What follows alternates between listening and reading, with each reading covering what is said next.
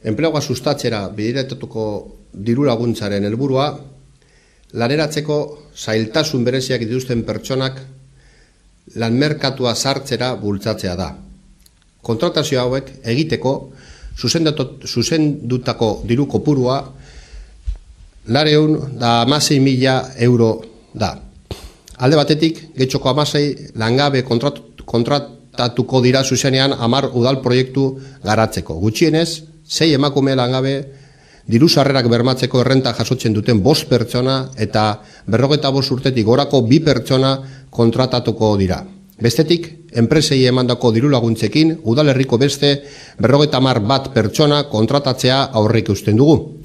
Kontratazio horietarako guztietarako hautagaien aukeraketa egingo da Euskal Enplegu Zerbitzuan, erregistratutako eskaintzaren bidez.